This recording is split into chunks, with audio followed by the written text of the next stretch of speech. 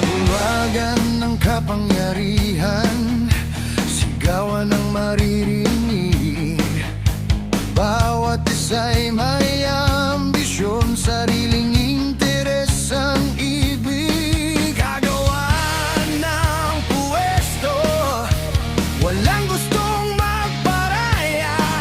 Habang ang bayan ay naghihirap, sino ba ang may pakialam kaya?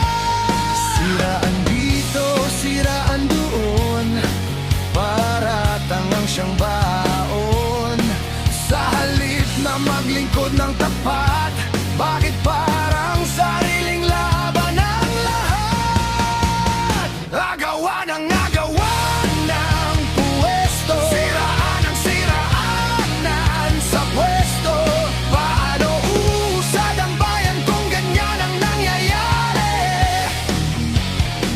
Taong bayan ang laging nasasawi, mga pangakong napako sa hangin. Mga problema'y di man lang pansinin. Kailan kaya magkakaisa para sa bayan, hindi para sa kanila?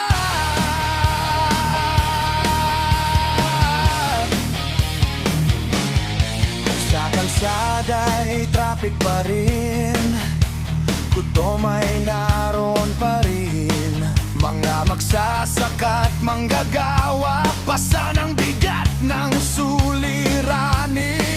Ngunit sa telebisyon at balita, away ang laging tapo. Mga salita'y parang apoy, galit ang siyang sumisigla.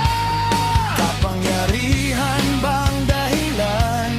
Bakit nalilimot ang tungkulin? Ang upuan ay hiram lamang, ngunit ang bayan ang dapat paglingkuran. Agawan ang agawan ng puwesto, siraan ang siraanan sa pwesto. Paano uusad ang bayan kung ganyan ang nangyayari?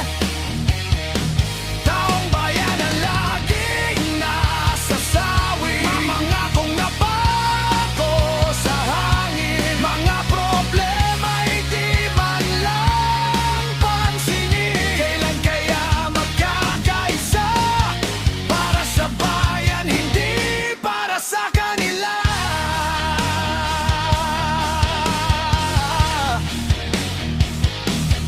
Gising bayan, pakinggan ang tinig. Pagkayayang mawalang pag-ibig, pananagutan ay dapat tuparin. Hindi ang sariling interes ang pailalim. Tama na ang agawan ng puwesto, tama na ang siraanan sa pwesto. Panahon ng unahin ng taong bayan at ituwid ang landas ng pamahalaan. Kapag ang serbisyo'y naging tunay, pag-asa ng bayan ay muling mabubuhay. Magkaisa para sa kinabukasan, at itaguyod ang tapat na pamamahalaan.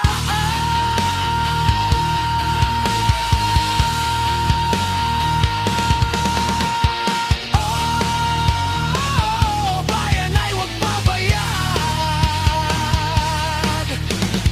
Oh, serbisyo ang kailangan.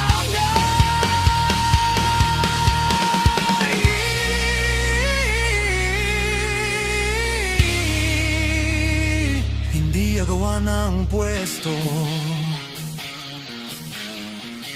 kundi pagkakaisa para sa pag